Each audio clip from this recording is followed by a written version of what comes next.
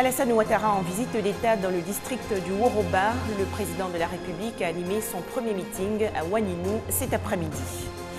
À la une également, l'opération Agir pour les jeunes lancée récemment dans le Woroba. Ce programme offre du financement pour les projets jeunes. Enfin, le Burundi, dans l'attente des résultats de l'élection présidentielle, l'Union africaine va déployer des militaires et observatoires des droits de l'homme pour endiguer la violence dans le pays. Bonsoir et merci d'être avec nous pour ce nouveau journal sur RTI 2.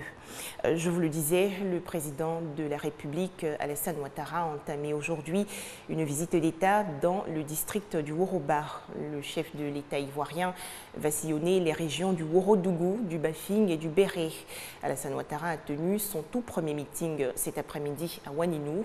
Le président de la République a annoncé le maintien de la présidentielle prévue le 25 octobre prochain. Alassane Ouattara a également pris l'engagement devant ses hôtes de l'organisation d'élections apaisées et démocratiques. Le président de la République, Alassane Ouattara, lors de son allocution, a aussi réaffirmé son objectif de faire de la Côte d'Ivoire une nation émergente en 2020. Écoutons le chef de l'État ivoirien. Je suis heureux de vous retrouver à l'occasion de cette visite d'État pour venir vous saluer, venir vous remercier et venir vous dire que votre fils, comme vous l'avez voulu, est aujourd'hui le président de la République de Côte d'Ivoire. Cette visite dans la région du Bafing est essentielle et pleine de souvenirs pour moi. Chers parents, je sais que vous attendiez cette visite depuis longtemps. Depuis 2009, cela fait bientôt 6 ans. Mais vous pouvez être rassurés, moi aussi j'avais hâte de revenir ici, de venir vous voir, mais de venir vous dire aussi ce que nous sommes en train de faire pour la nation. Et nous avons bien commencé avec notre équipe ici, le Premier ministre et son équipe, le gouvernement, et de grandes choses et de belles choses ont été faites pour l'ensemble du pays. Et pour, bien sûr, Ouaninou, nous avons commencé le travail avec le programme présidentiel d'urgence.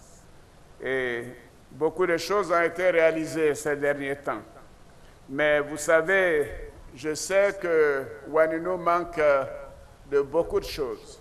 Que ce soit, oui, vous manquez de beaucoup de choses. Bien que nous ayons déjà entrepris, bien sûr, d'importants travaux de réhabilitation, des routes de construction dans le secteur de la santé, de l'éducation, de l'eau, de l'électricité et des infrastructures. Mais tout cela est largement insuffisant. Et j'ai bien noté les doléances faites par monsieur le député. Et je lui ai dit d'ailleurs que nous allons, bien sûr, les étudier avec le plus grand soin. Et nous ferons en sorte de satisfaire les principales doléances. Et je note notamment le bitumage de certains axes routiers, tels que l'axe Touba-Ouaninou, Ouaninou-Sawela, ou encore Ouaninou-Santa-Frontière-Guinée. Oui, vous avez parlé de l'accès à l'eau potable et à l'électricité, et cela est déjà en cours. Et vous savez que cela continuera. Vous avez également remercié la Première Dame, Fanta Gueye, pour tout ce qu'elle fait. Et elle me dit de vous dire qu'elle a demandé à sa directrice de cabinet de faire des dons du FAFSI. Et bien évidemment, elle continuera également dans ce domaine. Je peux vous rassurer que nous allons faire beaucoup plus pour Ouaninou, car cette ville, ce département n'a pas reçu beaucoup d'investissements au cours des précédentes années. Nous avons commencé et nous allons aller plus loin. Le programme présidentiel d'urgence, comme son nom l'indique, est un programme d'urgence. Mais c'est un programme qui a eu beaucoup de succès. Et nous allons continuer. Mais nous allons également finaliser le programme national de développement pour la période 2016-2020, avec l'ambition de terminer ce que nous avons commencé. Et vous savez que quand Ado promet, Ado fait ce qu'il promet. Et toujours concernant le district du Woroba, sachez que l'opération Agir pour les jeunes a été lancée récemment. Elle consiste à accorder des prêts pour le financement des activités des jeunes de 15 à 35 ans. Plus de 2000 jeunes sont concernés par ce programme initié par le ministère de la Promotion de la Jeunesse et l'Emploi jeune. Dans l'actualité nationale également, cette journée dédiée aux communes. L'événement, qui en est à sa toute première édition, va se dérouler les 3 et 4 septembre prochains. C'est un forum annuel où toutes les communes, services d'État et autres partenaires au développement vont se retrouver pour faire le point de leur collaboration. Et tout cela en faveur du développement durable. Ami Sissoko. Bientôt des journées de la commune ivoirienne, JCI. Une initiative de l'Union des villes et communes de Côte d'Ivoire, UVICOSI. Les JCI, ces journées portes ouvertes qui se tiendront dans les 197 communes du pays, ont pour objectif de contribuer à l'amélioration de l'administration locale et à l'épanouissement des populations. Première édition du 3 au 4 septembre prochain en Abidjan autour du thème 35 ans de communalisation en Côte d'Ivoire, bilan et perspectives. Ces journées donc constitueront une opportunité d'intensification et d'amélioration des rapports entre les communes et les services de l'État afin de limiter au strict minimum les entraves à la bonne mise en œuvre de la politique de décentralisation en Côte d'Ivoire. 600 participants de la Côte d'Ivoire, de la sous-région ainsi que des partenaires au développement sont attendus à cette première édition des journées de la commune ivoirienne. Pour que cette décentralisation soit menée avec efficacité, il apparaît nécessaire que les différents acteurs se concertent régulièrement en vue de créer un cadre d'harmonisation et de convergence de leurs points de vue et des actions à entreprendre. Au cours de ces journées de la commune ivoirienne, il est prévu entre autres des panels en rapport avec le transfert de compétences, la gestion environnementale, le foncier urbain et la coopération décentralisée. Autre étape importante pour atteindre l'émergence en 2020, c'est l'éligibilité de la Côte d'Ivoire au programme du Millennium Challenge Corporation. Plusieurs comités communaux sont mis en place pour, entre autres, sensibiliser les populations. Et récemment, la commune d'Atekoubé a fait son entrée dans cette commission.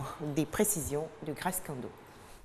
La Côte d'Ivoire s'est engagée dans le programme compact du Millennium Challenge Corporation, MCC, depuis 2011. Un programme financé par le Congrès américain en faveur des pays en voie de développement, notamment la bonne gouvernance et l'investissement dans les ressources humaines. La réussite de ce processus exige une implication des communautés. Pour ce faire, un comité communal du MCC dans la commune d'Atekoubé vient d'être installé. J'en appelle à l'engagement de tous pour assister, encadrer, appuyer et accompagner le comité communal mis en place à travers lequel la participation citoyenne à la bonne gouvernance sera une réalité. Nous sommes heureux d'avoir été choisis à Atekoubé pour faire partie de cette chaîne d'union, cette chaîne de solidarité et cette chaîne d'efficacité pour aider notre pays à aller vers l'éligibilité au compact. Le MCC est un instrument qui va apporter des réponses adéquates aux nombreux défis de développement auxquels est confrontée la Côte d'Ivoire. L'installation de ce comité communal de Dabou hier et de celui d'Atekoubé aujourd'hui sont des réformes qui permettent d'assurer le relais de l'action gouvernementale au niveau local.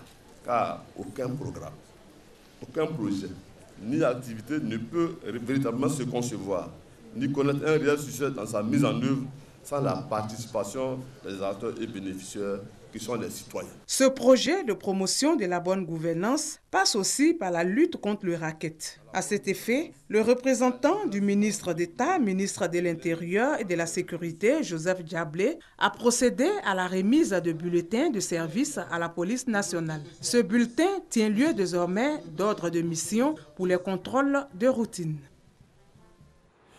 Le dépouillement de l'élection présidentielle au Burundi se poursuit. Les résultats sont attendus ce vendredi 24 juillet. L'Union africaine annonce le déploiement de militaires et d'observateurs des droits de l'homme afin de prévenir une escalade de la violence dans le pays. Le Cameroun, encore victime de Boko Haram. Un double attentat a secoué aujourd'hui la ville de Maroua, dans la région de l'extrême nord. Les autorités camerounaises annoncent 13 morts. Rappelons que le 13 juillet dernier, une attaque de la secte islamiste avait tué 10 civils et un soldat tchadien dans la même région. Les ressortissants étrangers auront-ils bientôt la vie plus facile en France? La validité du titre de séjour pour les non-nationaux passe en tout cas de 2 à 4 ans. Les parlementaires français ont validé hier ce projet de loi. L'Assemblée nationale a adopté mardi soir le titre de séjour pluriannuel, la disposition phare du projet de loi des étrangers. D'une validité de 2 à 4 ans, ce titre pluriannuel sera accordé après un premier titre d'1 an et devrait éviter aux étrangers, en règle, une dizaine de passages par an en préfecture. Le titre passeport talent a également été créé. La France accueille environ 200 000 nouveaux immigrants réguliers chaque année, soit 0,3% de sa population, un des chiffres les plus faibles de l'OCDE, a indiqué le ministre de l'Intérieur Bernard Cazeneuve. Aux États-Unis, bientôt des mesures drastiques contre les djihadistes américains. La Chambre des représentants veut révoquer le passeport des Américains liés à des organisations terroristes étrangères. Le Sénat doit encore se prononcer. Au moins 19 personnes tuées aujourd'hui dans un attentat suicide sur un marché du nord de l'Afghanistan. Le pays, malgré les attaques des rebelles talibans, veut rehausser son image. À l'exemple de Bamiyan, une province du centre de l'Afghanistan qui mise sur sa relative stabilité pour attirer les touristes. Regardez. Un joyau au cœur de l'Afghanistan. Le lac de Bandé Amir est l'un des trésors de la province centrale de Bamiyan, Eldorado des routards étrangers dans les années 70. Non loin de là, les montagnes qui abritaient les 2 Bouddhas géants dynamités par les talibans en 2001. Depuis, Bamiyan a été largement épargné par le conflit qui mine le reste du pays. C'est la 2e fois que cet Australien d'origine afghane vient ici. La première chose qu'on ressent, c'est la sécurité. C'est tellement paisible. N'importe qui peut se promener, de jour comme de nuit, homme ou femme. Personne ne leur causera de problème. Mais les visiteurs comme lui sont rares. Car Bamiyan est entouré de provinces infestées de talibans. Entre les risques d'embuscades sur les routes et les petits avions peu fréquents, difficile de venir ici. Le nombre de touristes a fortement chuté ces dernières années. Les commerçants s'adaptent et visent désormais la clientèle locale. On est inquiet pour notre futur parce que les terroristes ont multiplié leurs refuges en Afghanistan. Si le gouvernement ne fait rien, nous ne nous sentirons pas en sécurité. Mais on doit garder espoir. On espère que grâce à Dieu, bientôt nous aurons la paix. Même préoccupation pour les professionnels du tourisme comme Mohamed Ibrahim. Les touristes étrangers sont très importants pour l'Afghanistan et pour Bamiyan. Mais pour le moment, à cause de ces problèmes de sécurité, nous nous concentrons sur les touristes afghans. Ils ne se préoccupent pas trop des problèmes sécuritaires en Afghanistan. Selon lui, 1 millier de touristes afghans visitent Bandé Amir chaque semaine en été. La ville de Bamiyan a été désignée capitale culturelle d'Asie du Sud cette année. Un coup de pouce au tourisme pour cette province qui rêve de dévoiler ses trésors au reste du monde. Voilà, c'était là l'essentiel de l'actualité. Je vous souhaite une très belle soirée sur RTI2.